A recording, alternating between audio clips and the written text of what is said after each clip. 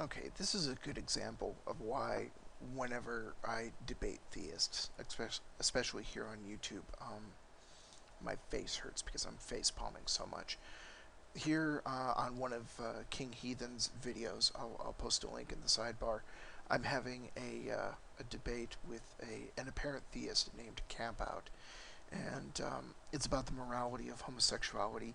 And I basically, after a small little bit, I basically turn it on him and tell him, look, you're citing your morality from the Bible, but the Bible is not moral. Um, and that's I cite all the normal examples, um, and I point out that and he well I don't point out, but he goes to, well, where do you get your morality from? And I tell him quite simply, self ownership. And under the concept of self ownership, slave labor, murder, theft, rape, all of that is just right out the door. Because if you own yourself and you recognize that other people own themselves and you cannot deprive other people of their property, which includes themselves, all of that is kaput. So, and then I point out that all of that is condoned in the Bible, which of course he says is misunderstood. Um, then I go on with, it's the typical stuff. I mean, we don't. I should not have to tell any theist that their Bible contains passages where God commands genocide, where commands slavery, where He describes how to treat your slaves, um, where part of the genocide is plundering, is theft. All of that is in the Bible. I'm the atheist. I should not be telling him this.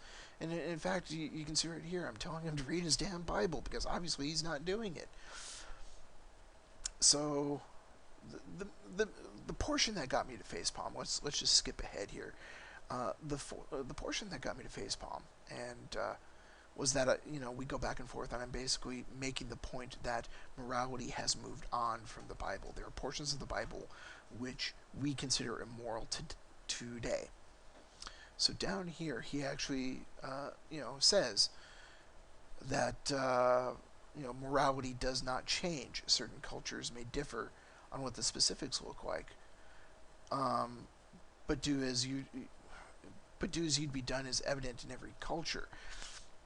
Yeah, let's talk about women's rights under Sharia law and see if he continues on that. I missed that part. But the part that got me to facepalm, and if I had read this, I wouldn't have continued on the discussion down here. You can see the part that made me facepalm was this right here that I've highlighted.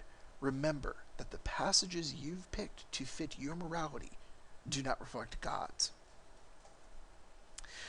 I find this really interesting because nowhere in here am I using the Bible. Up here, nowhere am I using the Bible to justify my morality. My morality is justified way up here under the concept of self ownership, right here.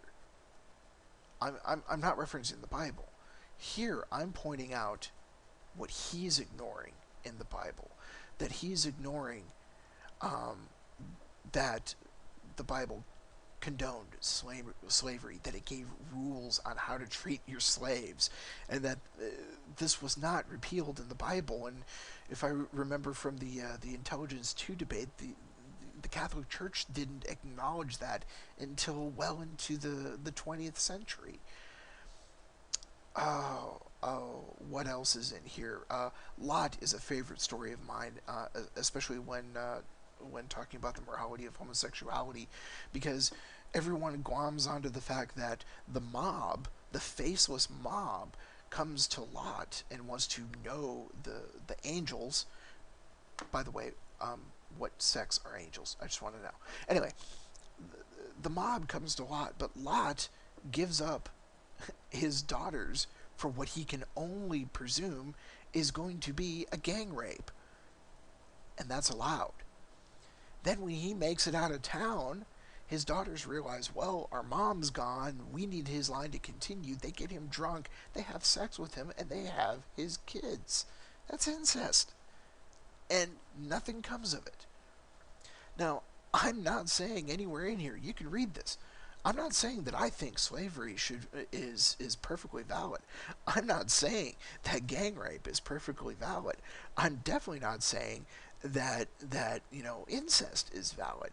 I'm not saying any of that. I'm pointing out to him what his book is saying is valid.